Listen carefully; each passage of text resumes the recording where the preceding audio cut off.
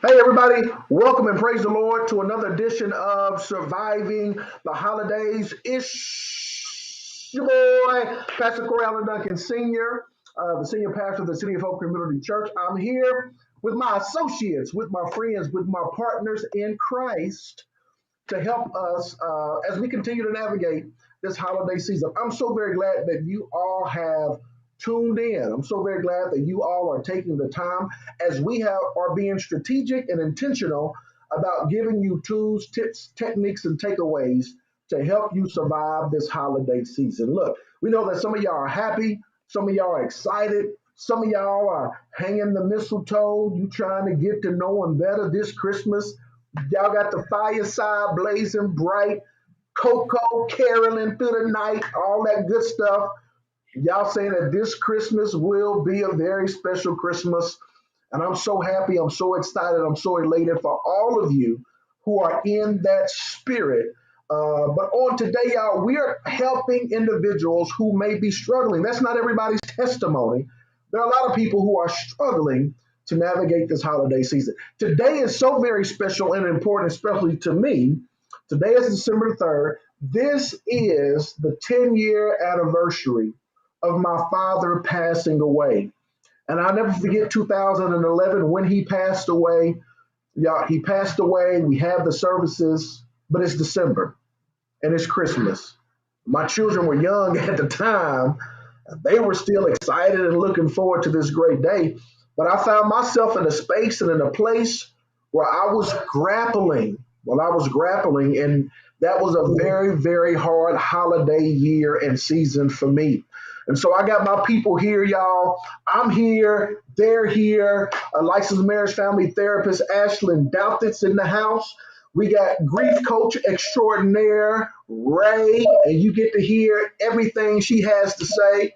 But we also have the Reverend Dr. Mark Fisher, who are here to help us today on this particular subject. And I love it. Yesterday, we talked about the importance of having a plan, but today we're going to talk about the importance of having a person, having a person, having a team. But as you dare to prepare to navigate throughout this holiday season, you got to have a person, you got to have a team that'll help you to go through this. Y'all know I always think in songs and movies. When I got to this particular point, the first thing that came to my mind was escape. When they said, who can I run to fill this empty space? Who can I run to when I need love? Keep your day job. Right. I say keep your day job. I'm gonna keep it. Don't worry about it. But they had a song like, who can I run to when I got this empty space? And it's crazy because the name of the group is Escape, right? And so prophetically speaking, look, that in a season like these, you gotta have an escape. Yeah, you and do. The question becomes, who can I run to? Because the last thing you want to do is suffer in silence. The last thing you want to do, and understand there are some seasons where you want to be by yourself, and that's fine. You need to be by yourself. But as you navigate through your grief journey, understand you got to have a person. Not only do you got to have a plan, but you got to have a person. You got to have a team. When it comes to being by yourself, I always say that the enemy tries to isolate you so he can annihilate you, right?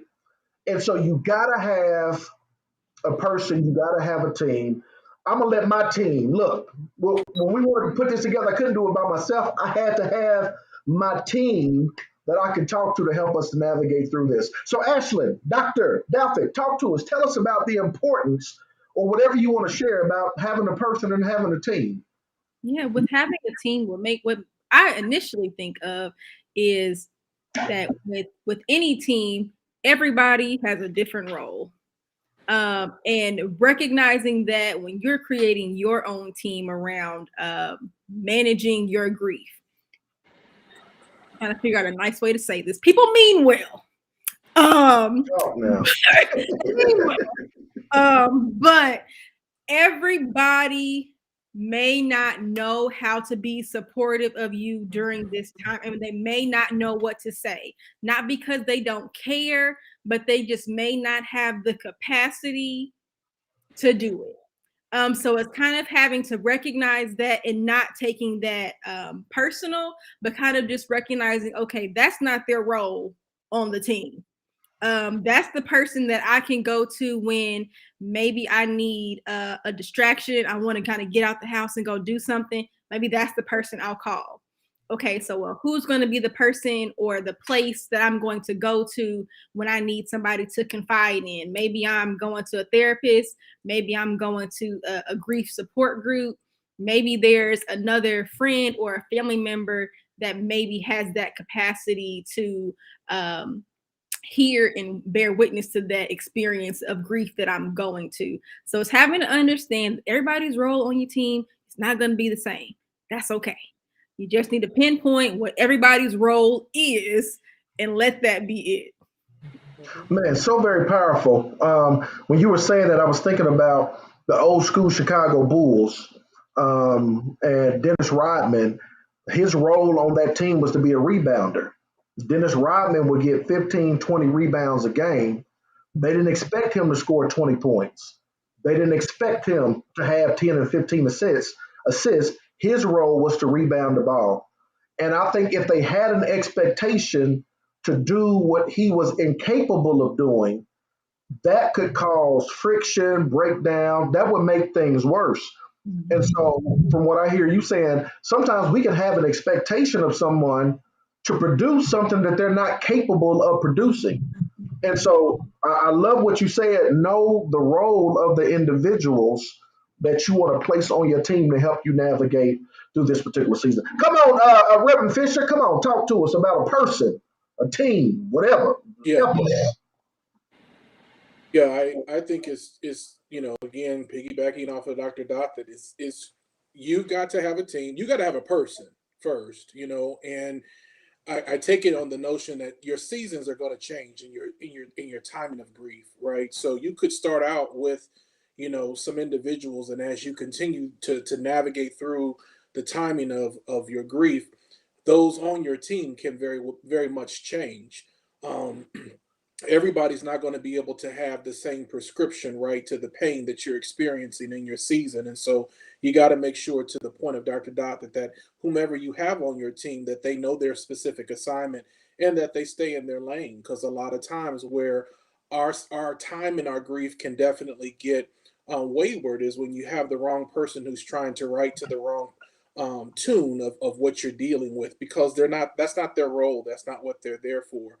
But it also too takes you as the individual to know who you go to for what on your team, because sometimes we can be so lost and shuffled within our grief that we're just looking for someone to go to on our team without recognizing we've orchestrated a team to be a benefit for ourselves, but we're not using our team wisely. So I would say not only just putting a team together, but knowing that we can shift that team in the season of needing to shift because the season has changed, but then to go to as we've orchestrated that team appropriately, for it's going to be critical for the betterment of ourselves as we move forward. And then finally, I'll say this: it's also a time for when you gone to that person on your team. When do you step back to absorb what they've said versus just Mm. continuing to move? Because a lot of times it's not just hearing, but it's to take in, or sometimes maybe even not necessarily just to take in. It's just to be able to have that back and forth dialogue that just allows you just to know that you've been heard and can just release, or whatever that case may be for the situation. So I think all of that is important. Sometimes it's just a person, sometimes it's the team, but you need to know what it is that's going to be best for you, given what you're dealing with in your time of grief. That's good stuff. Woo! That's good stuff. Ray, what you got to say? Oh, y'all was real serious. I was like, I'm gonna slide in here with something a little bit different, and now I wonder if I need to change it up, but I won't. Because what had happened was Erica Badu said you better call Tyrone, right? So everybody Come needs to on, be able to Tyrone. have their Tyrone, right? Like that person.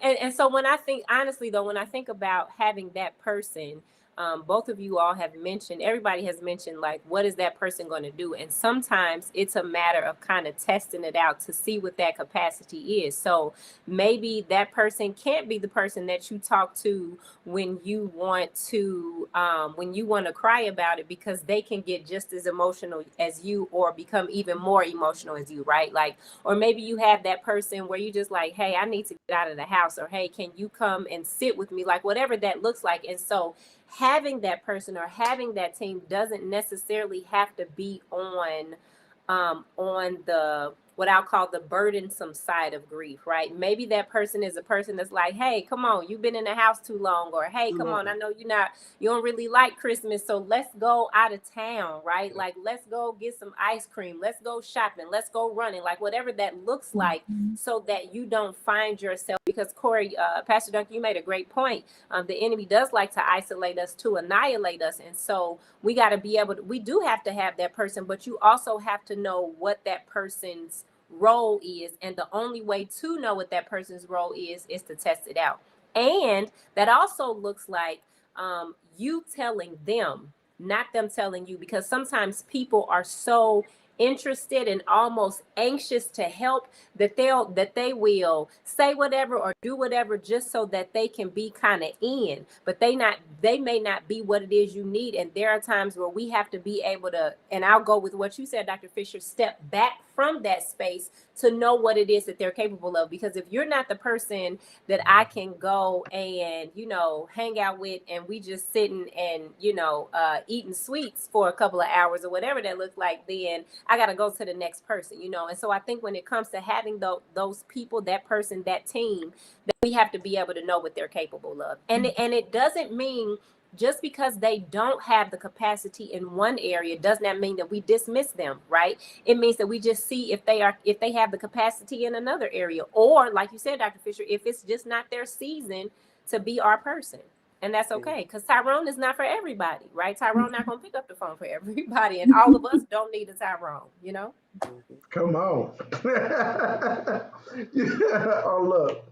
That is so very powerful. Look, y'all, the question becomes, who is that person who is on your team? Come on, this is your call to action as you continue to dare to prepare to navigate throughout this holiday season. Who is your Tyrone? Who is your escape? Who is your Dennis Rodman? Who's that Fab Five? Who are those individuals? And identify what role do they play, right? Because Tyrone can come help you get your stuff. Tyrone may not be the best counselor. He might not have the best wisdom. But if you need somebody to help come out, that's Tyrone. That's Tyrone. Rodman can help you rebound. I'm gonna help you rebound, but he might not be able to do some other stuff. You got to identify in this season who is on your team. Who is on your team? What role do they play? Not only do you have to have a plan, like we said yesterday, you got to have a person. You got to have a team. Look, we love y'all with the love of the Lord. And in the words of the Reverend Dr. Eric Thomas, he always says, small steps leads to great distances. Small steps, y'all. It leads to great distances. Now you know. Come on, somebody. Let's go.